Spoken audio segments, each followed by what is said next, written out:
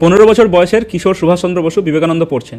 পড়তে পড়তে তার চোখের সামনে ফুটে উঠছে এক বিশাল ঐতিহ্যময় ভারতের ছবি, যেখানে গঙ্গার তীরে সামবেদের গান হয়, যেখানে মন্ত্রদ্রষ্টা ঋষিরা বসে ধ্যান করেন ঘন্টার পর ঘন্টা, দিনের পর দিন, মাসের পর মাস।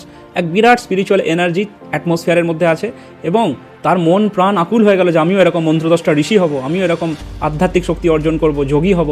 এবং তিনি কঠোর যোগ সাধনা করলেন। যোগ সাধনা করে তিনি দেখলেন সেরকম কোনো কাজ হচ্ছে না। তখন তিনি বুঝলেন, বিবেকানন্দ বারবার বলেছেন চিত্তশুদ্ধি করো, কর্মর আগে কর্ম করো। তাহলে সেবার পথে ঝাঁপিয়ে পড়লেন। কোথায় কার ম্যালেরিয়া হয়েছে, কোথায় কার কলেরা হয়েছে, সুভাষচন্দ্র ঘুরে ঘুরে সেবা করতে লেগে গেলেন। এই সেবা করার নেশা এবং যখন দেখলেন দেশের জনগণের মুখে হাসি ফুটিয়ে দেওয়ার আনন্দ, দেশপ্রেম তার মধ্যে জাগতে শুরু করলো। এমনিতেই ভগিনী নিবেদিতা, সিস্টার নিবেদিতা বিবেকানন্দ সম্বন্ধে বলেছেন যে স্বামীজির লেখা যে পড়বে তার মধ্যে দেশপ্রেম জাগবে। তার কারণ হচ্ছে বিবেকানন্দের বুকের মধ্যে, তার বিশাল বুকের মধ্যে ভারতবর্ষের প্রতি ভালোবাসা এত বেশি পরিমাণে ছিল যে ভারতবর্ষের এমন কোনো কান্না নেই যেটা স্বামীজি শোনেননি। স্বামীজির হৃদয় এত বেশি সংবেদনশীল ছিল যে ভারতের কোথায় উইকনেস, ভারতের কীভাবে ভালো হবে, কী করতে হবে, তার সলিউশন কী, প্রবলেম কী, সমস্ত কিছু তিনি লিখে দিয়ে গেছেন, সমস্ত কিছু তিনি বলে দিয়ে গেছেন। এবং আমরণ তিনি এই ব্রত নিয়েই কাজ করেছেন যে ভারতবর্ষের উন্নতি। তিনি বলেছিলেন যতক্ষণ ভারতের একটা কুকুরও অভুক্ত থাকবে আমার ধর্ম হবে তাকে খাওয়ানো। একটা ডিফারেন্ট অ্যাপ্রোচ, পুরোপুরি একটা সম্পূর্ণ আলাদা জগৎ বিবেকানন্দ।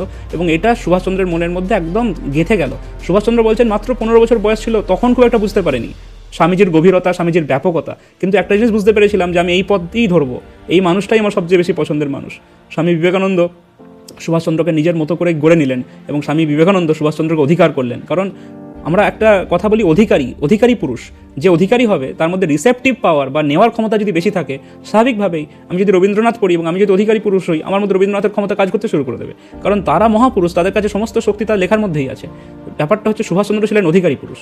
তিনি নিজে সে শুদ্ধ মন নিয়ে যখন স্বামীজিকে পড়ছিলেন, আহ্বান করছিলেন, এবং এরা তো জীবনমুক্ত ছিলেন না, স্বামী বিবেকানন্দ এরা চাইলে যে কোনো কিছু যখন তখন করে দিতে পারেন। স্বামীজি তো এখনও দেখা দেন। এটা সবাই বলে যে স্বামীজির দেখা পাওয়া খুব সহজ। নিশ্চয়ই কী হয়েছে জানি না আমরা, সুভাষচন্দ্র নিশ্চয়ই স্বামীজির দেখা পেয়েছেন। ভালো থাকবেন।